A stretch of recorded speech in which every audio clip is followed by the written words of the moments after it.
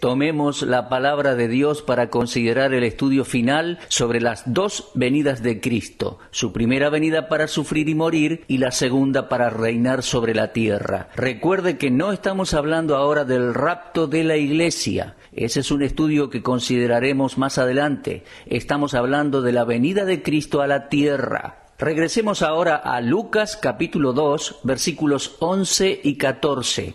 Los ángeles dijeron: no temáis, porque aquí os doy nuevas de gran gozo, que será para todo el pueblo, que os ha nacido hoy en la ciudad de David un Salvador, que es Cristo el Señor. No puede haber ningún error en la profecía de este versículo. Se refiere a la primera venida de Cristo a la tierra para morir en una cruz, que os ha nacido hoy en la ciudad de David, no un rey, dice, sino un Salvador, que es Cristo el Señor. Ahora, continuemos leyendo en el versículo 14. La multitud de ángeles estallaron en alabanzas a Dios, y esto es lo que dijeron allá, en los campos de Belén: gloria a Dios en las alturas, y en la tierra paz, buena voluntad para con los hombres. En estos dos versículos vemos a los ángeles anunciando dos cimas de montañas de esta gran profecía. Una profecía que trata de las dos venidas de Cristo, la primera para sufrir y la segunda para reinar. El anuncio de "y en la tierra paz" era prematuro, pues corresponde a un futuro lejano. Cuando Pedro escribió acerca del conocimiento incompleto que los profetas tenían respecto a las dos venidas de Cristo, agregó estas palabras: cosas en las cuales anhelan mirar los ángeles. Lo leemos en 1 de Pedro 1:12. Pedro estaba simplemente diciendo lo mismo acerca de los ángeles que lo que había dicho acerca de los profetas. La venida del Mesías conmovía los más profundos intereses de los hombres santos en la tierra y de los ángeles santos en el cielo. Pero ni los hombres ni los ángeles podían ver claramente por anticipado la distinción en tiempo entre los sufrimientos de Cristo y la gloria que le seguirían. Hay algunas profecías en el libro de Isaías hacia las cuales ahora quiero dirigir su atención. Acompáñenme, en primer lugar, a leer el capítulo 9. Isaías profetizó acerca de los sufrimientos y de la gloria de Cristo, es decir, acerca de las dos venidas de Cristo. Y a juzgar por las afirmaciones de Pedro acerca de la ignorancia de los profetas respecto al tiempo entre las dos venidas, creo que podemos concluir que Isaías tampoco vio ese lapso de tiempo. Ese lapso de tiempo se refiere a la presente era de la Iglesia, entre las dos venidas de Cristo a la tierra. En una sola declaración, el profeta Isaías hablaba del nacimiento de Cristo y de su gobierno en la tierra. Lo podemos leer en versículos 6 y 7 del capítulo 9, y dice: porque un niño nos es nacido, hijo nos es dado, y el principado sobre su hombro, y se llamará su nombre Admirable, Consejero, Dios fuerte, Padre eterno, Príncipe de paz. Lo dilatado de su imperio y la paz no tendrán límite sobre el trono de David y sobre su reino, disponiéndolo y confirmándolo en juicio y en justicia desde ahora y para siempre. Aquí vemos nuevamente una profecía compuesta, de la cual la primera parte ya ha sido cumplida. El niño ya nació y el hijo ya fue dado. Un niño nos es nacido, eso es su niñez. Un hijo nos es dado, eso es la cruz. La profecía del reinado de Cristo todavía no se ha cumplido. Durante los días de su primera venida, el principado nunca estuvo sobre su hombro ni tampoco reinó en paz. La visión del profeta es acerca del nacimiento del largamente esperado Mesías, pero esto no ocurrió inmediatamente después que Isaías recibiera la visión. Él no sabía, Isaías, ni el tiempo del nacimiento del niño, ni el periodo de tiempo en que reinaría en paz y justicia. Todo lo que está diciendo en la profecía es que un niño nacería, un hijo sería dado y que el principado estaría sobre sus hombros. Aquí observamos a una profecía compuesta por tres partes. En primer lugar, el niño nacido, lo cual hoy pertenece a la historia. En segundo lugar, 33 años después que el niño naciera, el hijo fue dado, y esto pertenece también hoy a la historia. Fue dado, entregado en la cruz. Ahora, Isaías no vio el período de los 33 años entre el niño nacido y el hijo dado sobre la cruz. Y la tercera parte de la profecía compuesta dice que el principado estará sobre sus hombros. Esta es una profecía que aún no se ha cumplido. Por lo tanto, 2/3 de la profecía compuesta se han cumplido, pero la tercera parte El reino de Cristo, el tiempo cuando los gobiernos de este mundo descansen sobre sus hombros, está esperando su cumplimiento hacia el futuro. De interés particular es la frase: lo dilatado de su imperio y la paz no tendrán límite. ¿Ha observado eso? No hubo paz permanente antes de la primera venida de Cristo, y ciertamente no la hubo durante su breve paso por la tierra, y ciertamente el mundo no ha conocido la paz desde que Cristo ascendió al trono de su Padre en los cielos. No ha llegado aún el tiempo en que el principado esté sobre los hombros de Cristo para un reinado de paz sobre la tierra. Él dijo en Mateo 10:34, no penséis que he venido para traer paz a la tierra. No he venido para traer paz, sino espada. Ahora, es verdad que Cristo es el príncipe de paz y que es el gran hacedor de la paz, pero Él predijo que su primera venida sería con disensión y división. Él sabía que aquellos que lo rechazaban lo odiarían y perseguirían a sus amigos más cercanos. Además, podemos decir que en cada sociedad donde el Evangelio de Cristo ha sido predicado, ha causado disensión. ¿Por qué? Simplemente porque existen aquellos que rehúsan obedecer sus demandas y Cristo no podía pronunciar su bendición de paz sobre aquellos que se oponían a Él. Cada cristiano conoce algo de esa oposición a la verdad.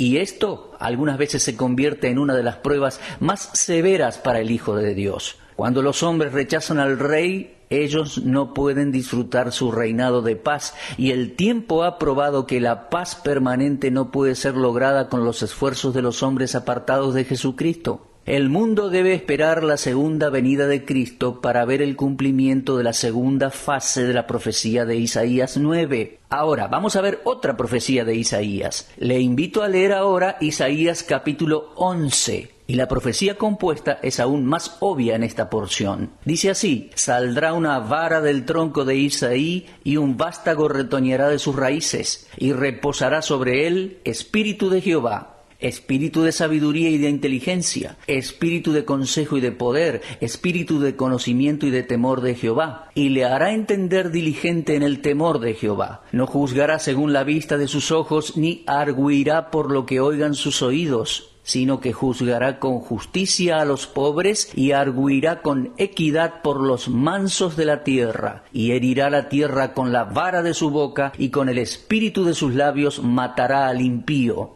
Bueno, sin duda alguna, los dos primeros versículos son una profecía de nuestro Señor en los días de su carne. Buscar el cumplimiento de esta profecía en hombres como Ezequías o Josué o en cualquier otro hombre que no sea Jesucristo sería una pretensión inútil.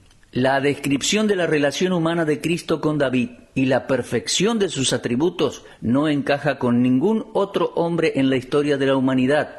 Cuán exquisitamente es retratado el Señor Jesucristo en su nacimiento y vida terrenal. La casa real de Judá puede ser derribada, pero de allí saldrá un retoño, el anunciado Emanuel, el cual no es otro que el Señor Jesucristo mismo. Pero regresemos ahora al capítulo 11 y por favor observemos la pausa en la mitad del versículo 4. El resto del capítulo describe las condiciones del milenio, condiciones de sujeción, justicia, paz y la reunión de Israel en su tierra. Observe las condiciones del mundo animal en versículos 6 al 9. Estas condiciones no pueden considerarse simbólicas. Cualquier intento de espiritualizar estas profecías del Antiguo Testamento respecto al reino es fallida. Si este capítulo profético dice algo, lo que dice es que Cristo aparecerá nuevamente, porque la mayoría de sus profecías no han sido cumplidas cuando Él vino por primera vez.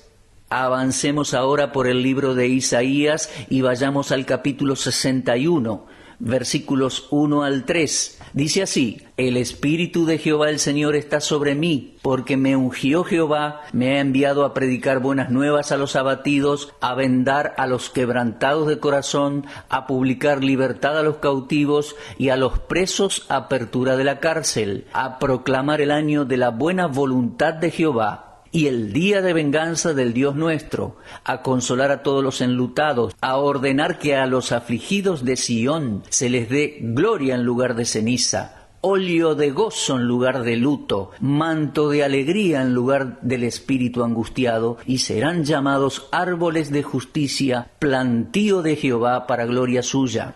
Mi estimado oyente, yo dudo seriamente que alguno de nosotros haya detectado en este pasaje la profecía compuesta de las dos venidas de nuestro Señor, aparte de aquel acontecimiento en el comienzo de su ministerio, registrado por Lucas. Y a propósito, este es el pasaje que Cristo leyó en la sinagoga de Nazaret. Lo podemos leer a eso en Lucas capítulo 4, comenzando en versículo 16. Pero mantenga su Biblia abierta en Isaías capítulo 61 y usted notará algo. De inmediato usted será sacudido con el hecho de que este es el cumplimiento de la profecía de Isaías. Me refiero a aquel acontecimiento en la sinagoga en Nazaret registrado en Lucas 4.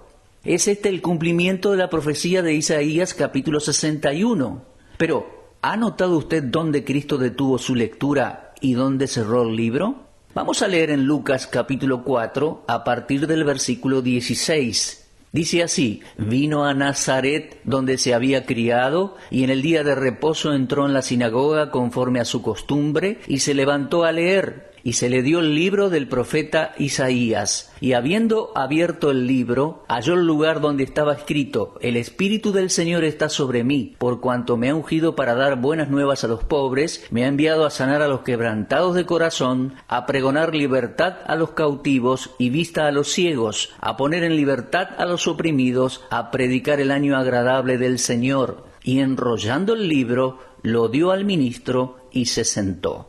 ¿Se ha dado cuenta a dónde cerró el libro luego de haber leído? Se detuvo en la mitad de la frase. Se detuvo en la mitad de Isaías 61, versículo 2. Regrese por favor a Isaías 61 y obsérvelo.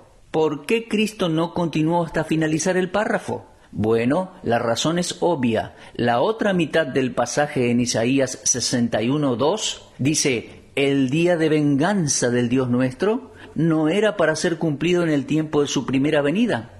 El versículo 1 y la mitad del versículo 2 en la profecía de Isaías hablaban acerca de la misión de Cristo en el mundo cuando viniese la primera vez. Era la misión de misericordia a la cual los oyentes respondieron con cálido entusiasmo. Él no vino la primera vez para anunciar el día de venganza de nuestro Dios.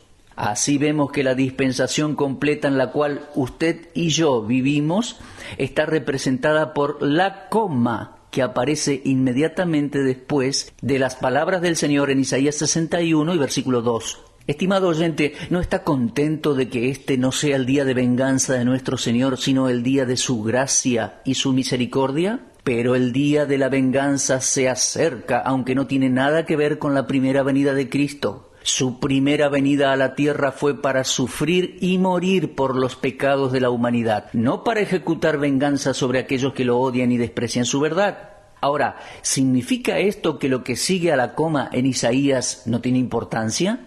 Ciertamente que sí tiene importancia. El día de venganza de Dios sobre las naciones inconversas de este mundo es un evento futuro que tendrá lugar cuando Cristo regrese otra vez a la tierra. En Mateo 25 y versículo 31 dice: cuando el Hijo del Hombre venga en su gloria y todos los santos ángeles con él, entonces se sentará en su trono de gloria y serán reunidas delante de él todas las naciones y apartará los unos de los otros como aparta el pastor las ovejas de los cabritos. He leído allí en Mateo 25, 31 y 32. Él no ha reunido todavía a las naciones del mundo para juzgarlas, sino que hoy es el día de su gracia, cuando el evangelio de su gracia está accesible para toda persona. Permítame preguntarle, mi querido amigo, ¿es usted salvo? ¿Alguna vez ha recibido al Señor Jesucristo como su Salvador personal? ¿O debo hacer una pausa en este punto para rogarle que considere seriamente su relación personal con Dios? Si usted nunca ha nacido de nuevo, hoy es el día de la gracia, hoy es el día de salvación. Reciba a Cristo como Salvador. Seguidamente vamos a considerar otra profecía, ahora escrita por la mano de Miqueas. El profeta Miqueas presentó en una sola profecía lo que voy a denominar el cumplimiento cercano y el cumplimiento lejano. Vamos a leer en Miqueas 5, versículo 2. Pero tú, Belén Éfrata, pequeña para estar en la familia de Judá, de ti me saldrá el que será Señor en Israel, y sus salidas son desde el principio, desde los días de la eternidad. Con la profecía de Miqueas, el cuadro de la aparición del Mesías se vuelve más claro aún. La pequeña aldea de Belén se indica como el lugar de su nacimiento. El nombre Belén significa casa de pan. Es aquí donde Cristo fue a nacer. Él era el pan de vida mencionado en Juan 6:48. Él mismo lo dijo: yo soy el pan de vida. Los principales sacerdotes y escribas comprendieron correctamente que esta profecía se refería al lugar de su nacimiento, el nacimiento de nuestro Señor. Y esto de acuerdo a Mateo capítulo 2. Ellos sabían dónde iba a nacer el Cristo. No había preguntas en sus mentes y muchas personas cercanas a los principales sacerdotes y escribas lo sabían. Esto se hace obvio en Juan capítulo 7, versículos 40 al 42. Ellos sabían que el Señor nacería en Belén. ¿Por qué? Porque Miqueas había profetizado el lugar de su nacimiento. Pero nuevamente tenemos en una sola frase y casi en un solo aliento el cumplimiento cercano y el cumplimiento lejano. Miqueas dice que Él será Señor de Israel. ¿Ha observado eso? Señor en Israel. Miqueas 5:2. Allí tiene usted el lugar de su nacimiento, número 1, y en segundo lugar, el hecho de su reinado. Los principales sacerdotes y escribas también reconocieron esto en Mateo 2:6. La profecía compuesta en este solo versículo en Miqueas va mucho más allá del alcance del pensamiento humano. Es eterno. Regresa a la eternidad pasada para introducir lo eterno. Porque dice, cuyas salidas han sido desde la antigüedad y desde la eternidad. Me gusta eso. Sus salidas han sido desde la antigüedad, desde la eternidad. ¿Quién es este que nació en Belén de la Virgen María? No es otro más que el mismo Dios eterno, Dios el Hijo eterno, que nació de una virgen, pero que un día regresará nuevamente para declararse a sí mismo como Rey y Señor del universo. Sí, la profecía regresa a la eternidad pasada. Introduce al eterno Hijo de Dios, cuyas salidas han sido desde la eternidad. Esa profecía apuntaba a su encarnación en Belén, lo cual sucedería unos 700 años después de Miqueas. Luego han pasado unos 2000 años de esta presente dispensación de gracia y avanza hasta su segunda venida cuando Él gobernará las naciones en paz y en justicia. Oh, si los hombres supieran el valor de Jesucristo, le aclamarían para ser el Señor de su vida ahora. Pero el Cristo divino, eterno y preexistente vendrá como el conquistador santo. Y luego, escribe Pablo, toda rodilla se doblará y toda lengua confesará que Jesucristo es el Señor para gloria de Dios Padre.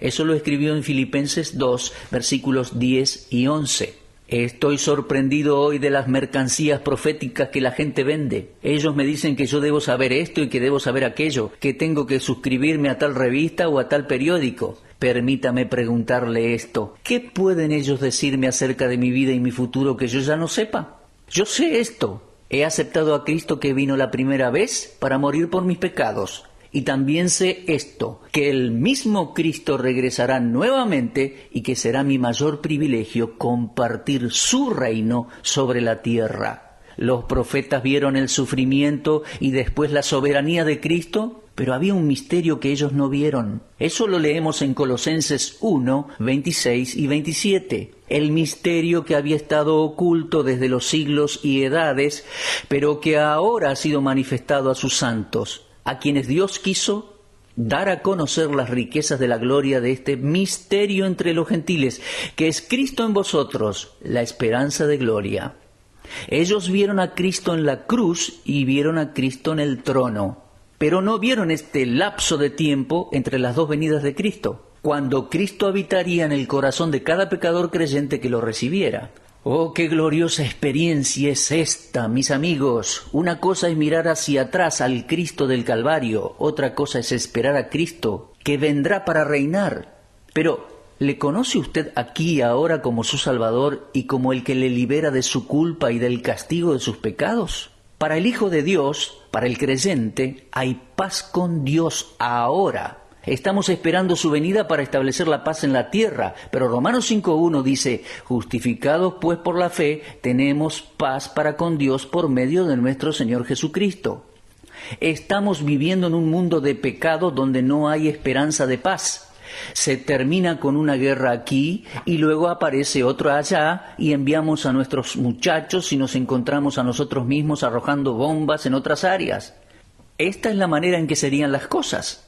Jesús dijo que se levantará nación contra nación y que la guerra continuará hasta que Él regrese. Pero mientras esperamos su venida, podemos no solo tener paz con Dios, sino también tener la paz de Dios en nuestros corazones. Si usted ha sido justificado, declarado justo por Dios a través de la fe en el Señor Jesucristo, entonces usted está disfrutando ahora la paz con Dios. Y mientras leemos la palabra de Dios y oramos día a día y confiamos en la divina verdad de Dios, disfrutamos la paz de Dios en nuestros corazones y un descanso que el mundo no puede darnos ni ofrecernos a ningún precio y bajo ninguna condición. Ha sido un gran gozo para mí ser un cristiano desde hace 46 años, lo digo al momento de hacer esta grabación. Nunca he dudado de mi salvación y ni por una vez en estos años me he sentido inseguro de algo. Estoy tan seguro ahora de que mi hogar está en los cielos y del reinado justo de Cristo sobre la tierra, tanto como si hubiese estado ya involucrado en él por 1.000.000 de años y tan cierto ahora como si hubiera estado disfrutándolo por 1.000.000 de años. Queremos hablar respecto al rapto de la iglesia. Bueno, el rapto de la iglesia. Cuando alguien anuncia un tema profético como este, estoy seguro que provoca reacciones desfavorables en algunos. El hecho es que el tema de la profecía bíblica ha sido cubierto de confusión. En algunas escuelas está presente la tendencia de explicar y espiritualizar aquellos pasajes de la Escritura que hablan acerca de la segunda venida de Cristo. A pesar de que ha habido un creciente interés en la enseñanza profética en los escritores fundamentalistas, la profecía inspirada del apóstol Pedro está siendo cumplida ante nuestros ojos, porque él escribió en su segunda carta, segunda de Pedro 3, versículos 3 y 4, sabiendo primero esto, que en los últimos días vendrán burladores andando según sus propias concupiscencias y diciendo, ¿pero dónde está la promesa de su venida? Por favor, observe la pregunta del versículo 4. ¿Dónde está la promesa de su venida, de su advenimiento? El hecho de que el Señor Jesús vendrá otra vez es aceptado entre aquellos que reconocen que la Biblia es la palabra inspirada por Dios. Y uno no podría esperar que fuera de otra manera, ya que las Escrituras están llenas de referencias al regreso de Cristo. Ahora, cuando hablamos respecto al rapto de la iglesia, siento que es importante que yo establezca exactamente lo que quiero decir por iglesia. Hay mucha confusión hoy respecto al significado de la palabra iglesia.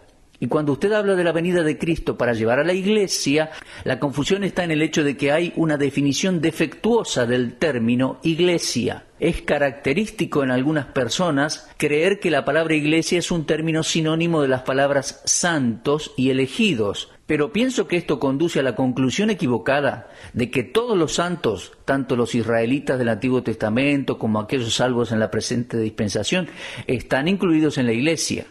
Por lo tanto, diferir en la comprensión de la doctrina de la Iglesia conducirá a una interpretación diferente en el campo de la profecía bíblica. La Iglesia tuvo sus comienzos con el descenso del Espíritu Santo en Pentecostés en Hechos capítulo 2.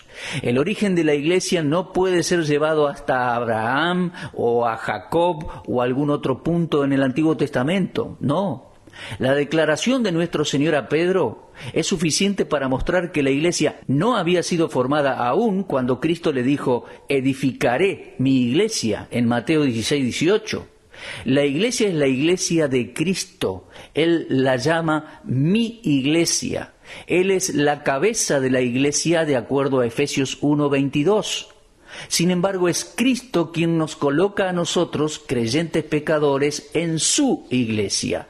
No es una iglesia la que nos coloca a nosotros en Cristo. Y pienso que aquí es donde muchos cometen un error. Creen que si se unen a una iglesia o se vuelven parte de alguna iglesia local o denominación, esto los coloca en Jesucristo, pero no es así. No pudo haber existido iglesia hasta después de la muerte, resurrección y ascensión de Cristo y de la venida del Espíritu Santo. La iglesia debe edificarse sobre la sangre derramada de Cristo.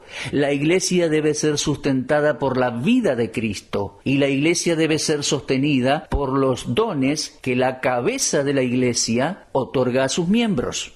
Además, la iglesia es la habitación de Dios en el Espíritu. Este término iglesia se aplica al cuerpo completo de santos de la presente dispensación.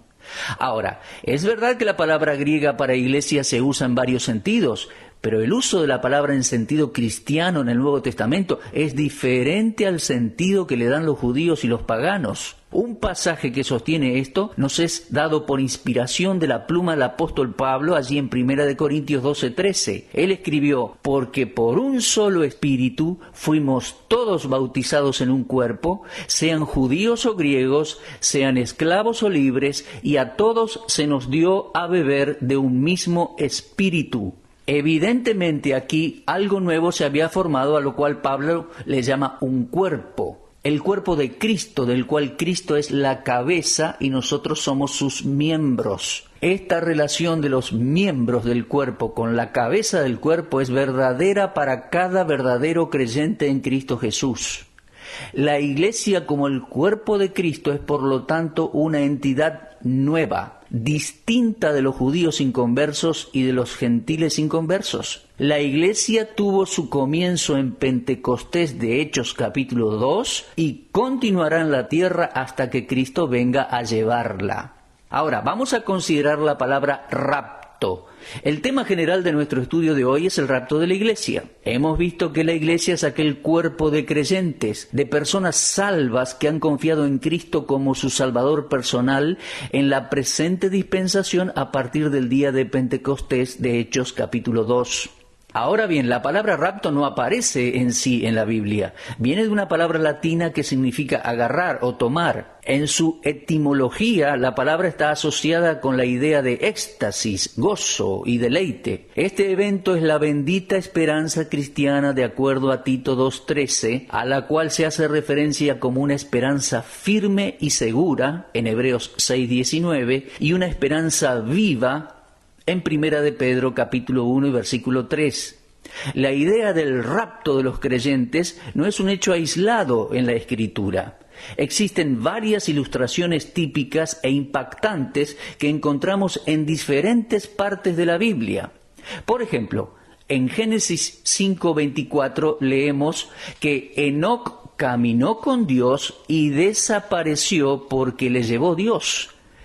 También leemos en Hebreos 11:5, y tenemos un comentario respecto a Génesis 5:24, leemos, como les decía, de esta manera: por la fe Enoc fue traspuesto para no ver muerte, y no fue hallado, porque lo traspuso Dios. Y antes que fuese traspuesto, tuvo testimonio de haber agradado a Dios. Aquí tenemos a un hombre con pasiones como las nuestras y quien fue llevado al cielo sin haber experimentado la muerte. Enoc nunca murió. Génesis 5 es un capítulo interesante y muy informativo, íntimamente relacionado a nuestro tema del rapto. Antes de llegar al versículo que habla acerca del rapto de Enoc, leemos de otros 6 hombres que vivieron antes que Enoc, y de cada uno de ellos se dice que murió, y murió, y murió. Si examinamos Génesis 5, leeremos esta frase en los versículos 5, 8, 11, 14, 17 y 20. Pero Enoc, el séptimo en el orden, no murió. En vez de ello, Enoc fue llevado vivo al cielo antes de que el mal en sus días se elevara a tal punto que el juicio de Dios fuese derramado sobre la tierra por medio del diluvio en los días de Noé. Y lo que Dios hizo con Enoc lo hará con una generación completa de cristianos uno de estos días. No hubo muerte para Enoc, no había ningún cuerpo para ser sepultado, ni tampoco hubo ninguna tumba. La Biblia dice que él fue traspuesto, lo cual significa aquí que fue trasladado vivo desde la tierra hacia el cielo. De manera un tanto similar, días atrás yo fui transpuesto corporalmente desde la ciudad de Miami hasta Detroit. Me subí en un avión en el aeropuerto de Miami y unas pocas horas después me bajé en el aeropuerto de Detroit. ¿Qué le parece? Sin embargo, a Dios no le llevó tanto tiempo trasladar a Enoc de la tierra al cielo. Tengo la idea de que Dios pudo haber comunicado a Enoc de que iba a trasladarlo vivo al cielo y de que nunca vería la muerte. De otra manera no podría decirse que Enoc fue trasladado por su fe. Pues esto dice Hebreos 11:5, por la fe Enoc fue traspuesto. Para la persona inconversa, esta idea del rapto suena ridícula, increíble, y nosotros, los creyentes, lo creemos porque Dios dijo que sucederá. Por fe esperamos que nuestro Señor venga en el aire y nos lleve para estar con Él. Ahora bien, existe otra ilustración típica respecto del rapto que se encuentra en el Antiguo Testamento, en el segundo libro de Reyes, capítulo 2, versículos 1 y 11. Otro hecho histórico. Aconteció que cuando quiso Jehová alzar a Elías en un torbellino al cielo, Elías venía con Eliseo de Gilgal. Y aconteció que yendo ellos y hablando, he aquí un carro de fuego con caballos de fuego apartó a los dos, y Elías subió al cielo en un torbellino. Qué partida tan honrosa experimentó ese santo del Antiguo Testamento. Una gran profecía, como un símbolo de lo que sucederá a los cristianos que estén vivos sobre la tierra cuando Cristo vuelva por su iglesia. Y nosotros podemos esperar un traslado mucho más maravilloso que el que tuvieron Enoc y Elías. No individualmente, sino con una multitud seremos arrebatados para encontrarnos con el Señor en el aire. Cuánto mejor es esperar para partir personalmente con Dios. En la hora de desaliento, Elías se sentó debajo de un enebro y deseaba morirse. Lo leemos en el primer libro de Reyes 19:4. Creo que esta era la quinta oración registrada de Elías y es interesante observar que es la única oración a la cual Dios no contestó. ¿Puede imaginarse a un hombre pidiendo morir, deseando morir? Creo que es mejor dejar que sea Dios quien decida respecto a esto. Dios sabe cuándo es el mejor tiempo para sacarnos de este escenario terrenal. Y creo que mientras estemos dentro de la voluntad de Dios, nuestros tiempos están en sus manos y somos inmortales hasta que nuestra obra terrenal sea terminada. ¿Qué le parece? Y así tenemos estas dos ilustraciones del Antiguo Testamento. Hechos históricos, Enoc y Elías. Dos hombres que fueron trasladados vivos de la tierra al cielo con sus propios cuerpos. Ahora, esto origina una pregunta en las mentes de los críticos de la Biblia. ¿Cómo puede ser esto posible si para ir al espacio se necesita una clase especial de máquina y un traje espacial y todo el equipo necesario tal como lo tienen los astronautas? Bueno, mis amigos, toda vez que Dios llama a un creyente para hacer ese viaje, Él siempre le da el equipo necesario. En 1 Corintios 15, comenzando con el versículo 51, dice: «He aquí os digo un misterio. No todos dormiremos, pero todos seremos transformados. Y cuando ese momento llegue, Dios se encargará de que ocurra ese cambio, esa transformación. Él nos dará cuerpos glorificados, equipados para el espacio exterior, y haremos ese viaje de la tierra al cielo». Además, el mismo Señor Jesucristo fue llevado al cielo en cuerpo terrenal en el día del ascenso. Podemos leerlo en Marcos 16:19, donde dice: «Y el Señor, después que les habló, fue recibido arriba en el cielo y se sentó a la diestra de Dios». Lucas dice en el capítulo 24 y versículo 51 de su libro: «Aconteció que bendiciéndolos, se separó de ellos y fue llevado arriba al cielo». Y en Hechos capítulo 1 y versículo 9 agrega este testimonio: «Y habiendo dicho estas cosas, viéndolo ellos, fue alzado y le recibió una nube que le ocultó de sus ojos». Bien, aquí usted tiene una descripción del rapto de Cristo en las palabras de Marcos y Lucas como siendo alzado y recibido. Acerca del rapto, Él es el primer fruto, las primicias, y un día la iglesia le seguirá como la cosecha en el gran día del ascenso al cielo. Ahora bien, hay otro rapto que se describe en las Escrituras. Sucederá durante la tribulación, luego, después de que la iglesia haya sido llevada al cielo para estar con Cristo. Aquellos que serán llevados en el rapto de la tribulación serán 2 varones. En Apocalipsis 11:3, Dios les llama mis 2 testigos.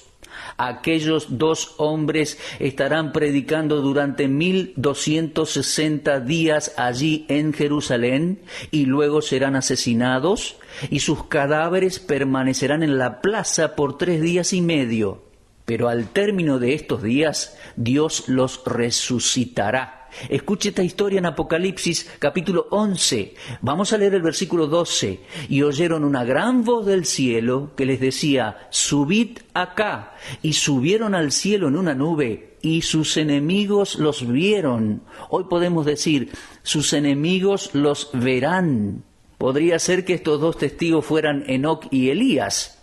Ambos eran profetas de juicio y como no murieron, puede ser que Dios los traiga, les permita predicar y luego morir y resucitar y entonces ser raptados por segunda vez. ¿Qué le parece?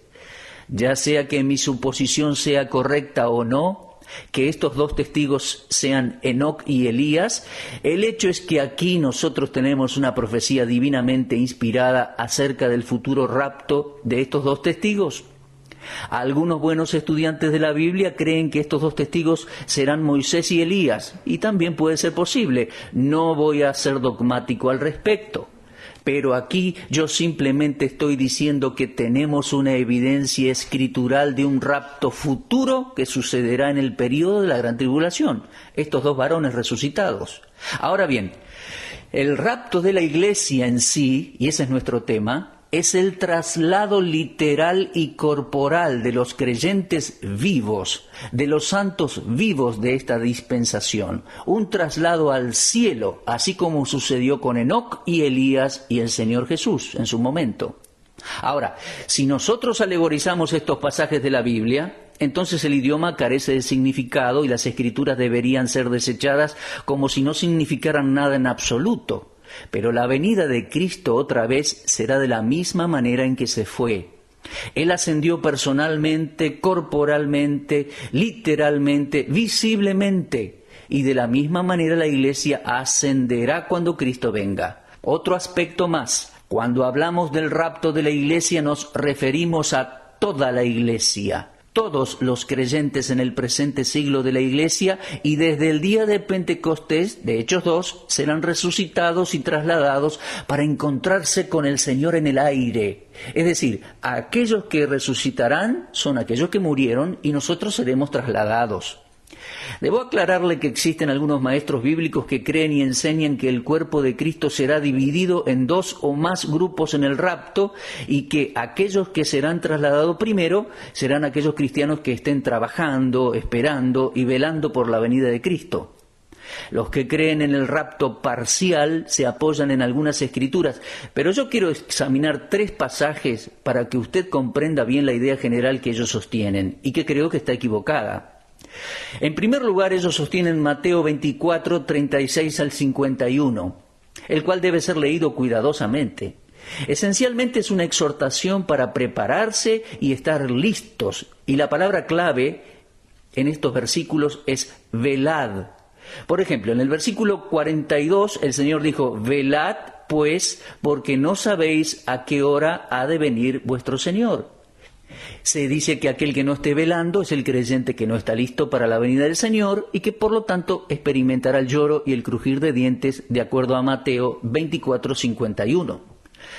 Bueno, aquellos que creen en el rapto parcial, es decir, que solo algunos cristianos irán al cielo cuando Cristo venga, han fallado en observar que el pasaje de Mateo no se refiere a la iglesia, sino a Israel en la tribulación.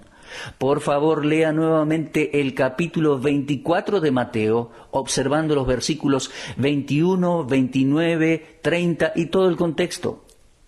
El regreso de Cristo en este capítulo 24 de Mateo es la segunda venida de Cristo a la tierra al final de la tribulación. No hay nada aquí que se refiera al rapto de la iglesia. El versículo que dice, uno será tomado y otro será dejado, allí en Mateo 24, 40 y 41, también se refiere a los judíos en la gran tribulación. El contexto de estos versículos es el juicio, y esto lo observamos en el versículo 39. Cuando Cristo regrese a la tierra por segunda vez, aquellos que hayan permanecido vivos entrarán a la bendición del milenio y los otros serán juzgados. Estos eventos ocurrirán luego del rapto de la iglesia. Ahora, hay otro pasaje en 2 Timoteo capítulo 2 que es usado por aquellos que creen que solo algunos cristianos irán al cielo en el momento del rapto. Los que creen en el rapto parcial se refieren a 2 Timoteo 4:8, que dice: por lo demás me está guardada la corona de justicia, la cual me dará el Señor, juez justo, en aquel día, y no solo a mí, sino también a todos los que aman su venida. Los que creen en el rapto parcial ven en este versículo al rapto como la recompensa de la cual Pablo habla, y que aquellos que no aman la venida de Cristo serán dejados en la tribulación. La verdad en el pasaje es que Pablo se estaba aproximando a la muerte. Esto es bastante obvio en el versículo 6. La corona que él menciona es una de las 5 que serán entregadas como recompensa en el tribunal de Cristo. Y el pasaje enseña que habrá una recompensa para aquellos que aman la venida de Cristo. Pero no dice nada de que el rapto sea una parte de aquella recompensa, no. Todos los creyentes en Cristo seremos tomados juntos en un momento y luego allá en el tribunal serán repartidas las recompensas, las coronas. Esto es, las coronas serán dadas a los cristianos sobre la base de su fidelidad o infidelidad según sea el caso. Ahora, en Lucas 21:36 hay otro versículo utilizado por los que creen en un rapto parcial. El versículo simplemente dice: velad pues en todo tiempo orando que seáis tenidos por digno de escapar de todas estas cosas que vendrán y de estar en pie delante del Hijo del Hombre. Los que creen en el rapto parcial han interpretado este versículo diciendo que algunos cristianos serán arrebatados antes de la tribulación, mientras que otros serán dejados para pasar por ella. Pero debemos darnos cuenta que el rapto no está mencionado aquí, ni en el contexto completo de Lucas 21, no. Las señales mencionadas en este pasaje, en los versículos 25 al 28 de Lucas capítulo 21, suceden en el tiempo o sucederán en el tiempo de la venida del Hijo del Hombre en una nube con poder y gran gloria, de acuerdo a Lucas 21:27, la cual por supuesto es la segunda venida de Cristo a la tierra con sus santos, que serán arrebatados antes de la tribulación. El lugar a donde los hombres están de pie delante del Hijo del Hombre será en la tierra en la segunda venida y no en el cielo. Ahora bien, concluyendo con esta breve consideración de la teoría del pacto parcial, se establecen aquí 3 observaciones. Primero, la teoría del rapto parcial dice que el rapto se realizará sobre la base de las obras humanas y estas son opuestas al principio de la gracia. Segundo, esta teoría divide al cuerpo de Cristo. Y tal punto de vista es opuesto a la consistente enseñanza de Pablo respecto a la unidad del cuerpo. Y tercero, implica una resurrección parcial de los cristianos que han muerto, y tales conclusiones son impensables. Personalmente pienso que si por mis logros personales y espirituales seré salvo de la gran tribulación, entonces estoy seguro que pasaré por ella. Pero no, la gracia me ha traído seguridad, por lo tanto la fe y la gracia me conducirán a mi hogar celestial. La salvación es toda por gracia, de principio a fin, mi amigo. Mis apreciados oyentes, yo no creo que solo algunos cristianos serán arrebatados cuando el Señor regrese, sino que toda la iglesia como una unidad, que toda la iglesia será arrebatada en un momento cuando Cristo venga para llevársela con Él. Avanzando nuestro estudio vamos a plantear otro interrogante. ¿Cuándo ocurrirá el rapto? Bien, el tiempo exacto de la venida de Cristo para llevarnos al cielo, nadie lo sabe, no se conoce. Establecer fechas para este evento es uno de los gruesos errores de los cuales algunos maestros y escritores han sido culpables. Pero aunque el tiempo exacto de su venida no se conoce, yo no dudo en decir que el rapto es el próximo mayor evento en el programa profético de Dios. El arrebatamiento de la iglesia es inminente, y por inminente quiero decir que puede suceder en cualquier momento. Mire, hay 2 cosas que son inminentes. 2 cosas que pueden suceder en cualquier momento. Una de ellas es la muerte. Cualquier persona que me esté escuchando, incluso yo, puede morir en cualquier momento. Pero también lo es el arrebatamiento de la iglesia. también puede suceder en cualquier momento. Nuestro Señor puede venir por su iglesia en este año o puede venir hoy. Sin embargo, no sabemos cuándo ocurrirá. El hecho de su venida por su iglesia es cierto, pero el tiempo es incierto. ¿Se da cuenta? Tenga en cuenta que es una verdad de importancia fundamental, que no existe ningún evento significativo en la profecía bíblica que tenga que suceder antes del rapto de la iglesia. Cuando nuestro Señor discutió con sus discípulos su venida por los suyos, Él usó un lenguaje de inminencia, es decir, vengo pronto. Si usted observa las promesas que Él dejó a sus discípulos cuando estaban en el aposento alto, por ejemplo, en Juan 14, verá ese lenguaje. Podemos leer el versículo 1, dice, no se turbe vuestro corazón, creéis en Dios, creed también en mí. En la casa de mi Padre muchas moradas hay. Si así no fuera, yo os lo hubiera dicho. Voy pues a preparar lugar para vosotros, y si me fuere y os prepararé lugar, vendré otra vez y os tomaré a mí mismo, para que donde yo estoy, vosotros también estéis.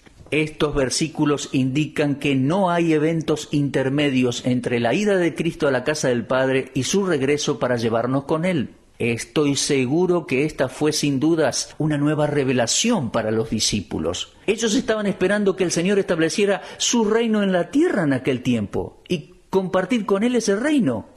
Miren, aún después de la resurrección del Señor, los discípulos le preguntaron si restauraría el reino de Israel. Leemos esa pregunta en Hechos capítulo 1 y versículo 6. Lo que él les estaba diciendo en el pasaje de Juan capítulo 14 es que su esperanza era completamente diferente a la esperanza de Israel como nación. Él dejó muy claro que se estaba yendo y que el próximo evento luego de su partida sería su regreso para llevar a los suyos para que estén con él. Y veo en estos versículos la idea de inminencia. Y si la inminencia del retorno de Cristo es sacada de la promesa, poco quedaría para consolar sus corazones atribulados. Él dijo, no se turbe vuestro corazón. Además tengo que decirles que existen aquellos que enseñan que el próximo gran evento en el plan profético de Dios es la gran tribulación y que la iglesia va a pasar por la tribulación para sufrir la ira de Dios y luego ser arrebatados para encontrar al Señor en el aire. Pero yo rechazo fuertemente este punto de vista. No se niega que los cristianos experimenten severas pruebas en esta vida por estar identificados con Jesucristo. No, en este sentido hay tribulación en el mundo, como lo dijo el Señor en Juan 16:33. En el mundo tendréis aflicción, tribulación. Pero, atención, la tribulación, ese término profético que corresponde al período de 7 años, conocido como las semanas 70 de Daniel, la tribulación aparecerá después que la iglesia haya sido arrebatada y por lo tanto el próximo evento en el programa profético de Dios es la venida del Señor Jesucristo para llevarnos con Él. Y ese evento puede ocurrir en cualquier momento. ¿Está usted listo para el regreso del Señor Jesús, estimado oyente? Posiblemente haya 2 clases de personas que escuchan ahora este programa. Uno son los inconversos, los incrédulos. Otro son los creyentes, los cristianos. Mi amigo, si usted está en el primer grupo, si usted nunca antes ha confiado en el Señor Jesucristo como su Salvador personal, entonces usted no está listo para el rapto. Si usted no lo ha hecho, usted camina rumbo a perdición eterna, pero hoy puede recibir a Cristo como su Salvador personal y cambiar su destino. Y usted, estimado oyente, puede que sea un cristiano y que tampoco esté listo. Le dejo en claro que todos los cristianos serán y seremos arrebatados cuando Cristo venga, pero aquellos que estén fuera de la voluntad de Dios perderán sus recompensas en el tribunal de Cristo. Así que, si usted que me oye no es salvo, crea en el Señor Jesucristo y será salvo. Y si usted que me escucha en esta oportunidad ya es salvo, pero está fuera de la voluntad de Dios, viviendo en pecado tal vez, perdiendo el tiempo, el dinero y los talentos que Dios le ha dado, por favor regrese a Él de inmediato y recibirá la bendición de Dios desde ahora y hasta encontrarnos con el Señor delante de su tribunal.